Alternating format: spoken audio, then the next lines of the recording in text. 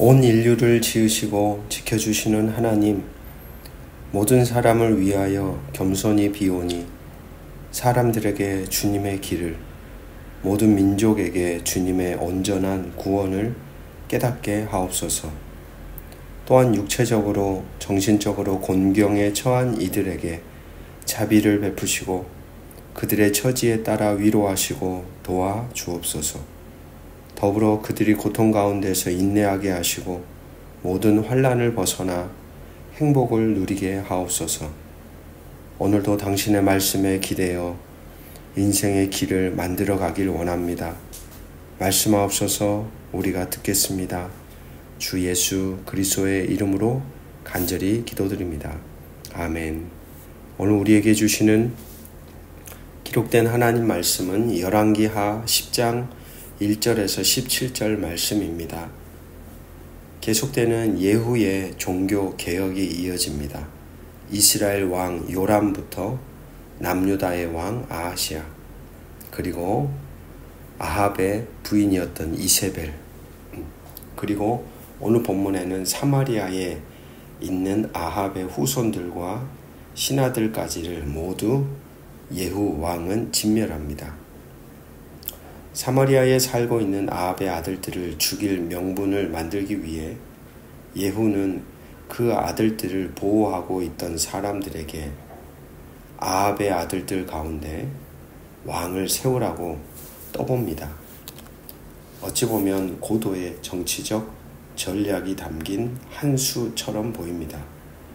아합 가문에 현존하는 왕이 죽고 나면 그 뒤를 이어 자연스럽게 그의 자손을 따라 왕이 세워지는 것이기 때문에 그런 왕을 정당한 명분과 구실로 삼아 왕권을 잡아보려는 신하들의 속내를 보기 위함이었다라고 생각이 됩니다. 4절, 5절을 보면 하지만 그들은 예후를 두려워합니다. 그리고 예후의 말을 따라 그대로 행합니다. 4절 보십시오. 그들이 심히 두려워하여 이르되 두 왕이 그를 당하지 못하였거든 우리가 어찌 당하리요. 여기서 두 왕이란 바로 좀 전에 압달락에서 죽었던 요람과 아하시아, 바로 두 왕이겠죠. 예후를 당하지 못했는데 어떻게 자기들이 감당하겠냐는 겁니다. 그래서 이들은 예후의 말을 따라 모든 아합의 자손들을, 왕자들을 모두 70명이라고 오늘 본문에 나오는데 그들의 머리를 바구니에 담아 예후에게 보냅니다.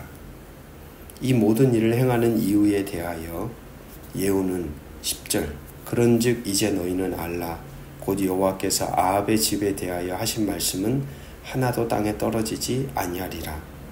여호와께서 그의 종 엘리야를 통하여 하신 말씀을 이제 이루셨도다 하니라.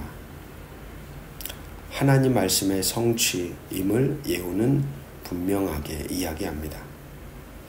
어쩌면 예후는 늘 간직하고 기억하고 그리고 그렇게 간직하고 기억했던 하나님의 선한 뜻과 말씀을 구현하기 위해 갈망했던 사람이 아니었을까 하는 생각이 자꾸 듭니다. 어제 본문에도 그랬고 오늘 본문에도 역시 하나님 말씀의 성취 이제 이루셨도다. 하나님의 뜻의 구현의 도구로 바로 자기 존재를 보았던 것입니다. 그러한 예후의 열정은 남유다 왕 아하시아의 동생들 42명까지 죽입니다. 그리고 나서 레갑의 자손 여호나답과 예후는 손을 맞잡습니다.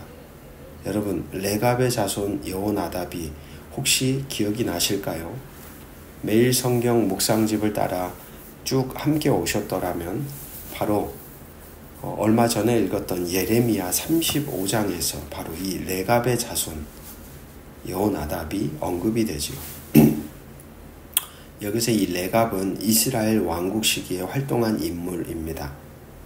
그의 자손들은 바로 여호나답이라는 사람 아래에서 그가 전해줬던 규율을 따라 독특하면서도 두드러진 신앙생활을 했습니다.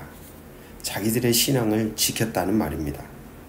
예를 들어 이 세 가지가 하나의 규율인데요. 포도주를 마시지 말 것, 집을 짓지 말 것, 포도원 밭을 소유하지 말 것.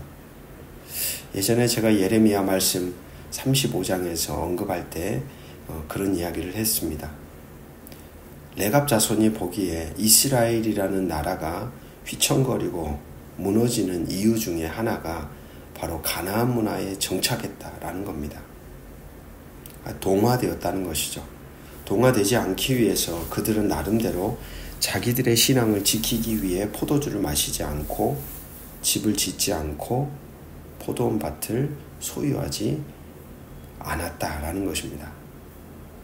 그들만의 것을 지켜가기 위해 당시 무너져가는 이스라엘 백성들을 반면 교사 삼아 다른 신앙의 노선을 선택하며 자손들이 쭉 지켜왔다는 것이죠.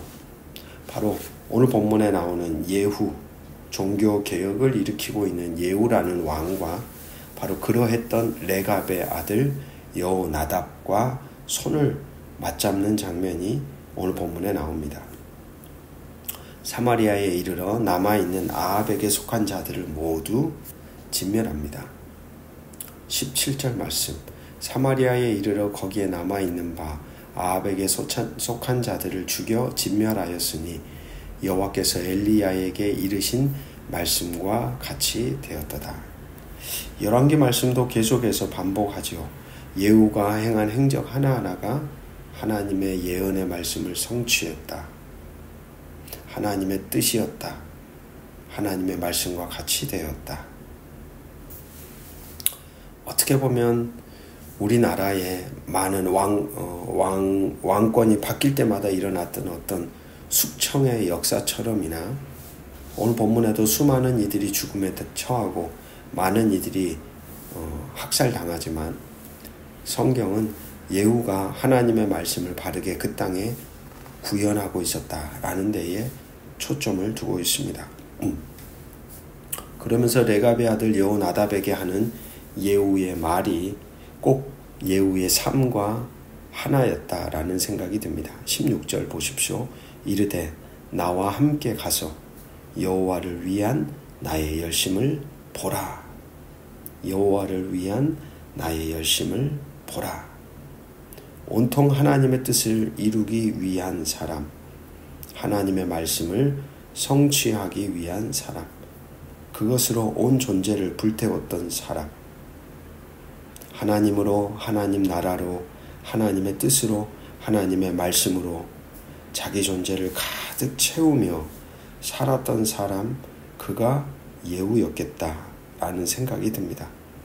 이런 예후에게 하나님은 100년간의 왕조를 허락합니다.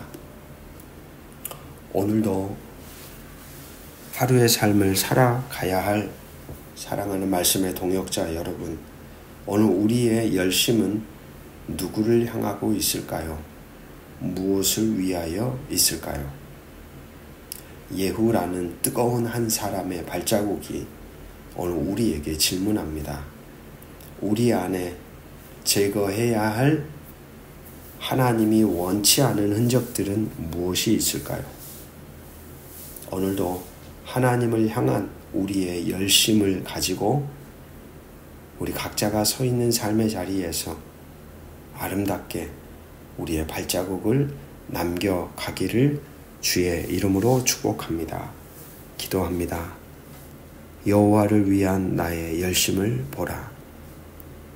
하나님의 말씀을 성취하는 자, 구현하는 자, 예후라는 한 사람의 흔적을 우리는 바라보고 있습니다.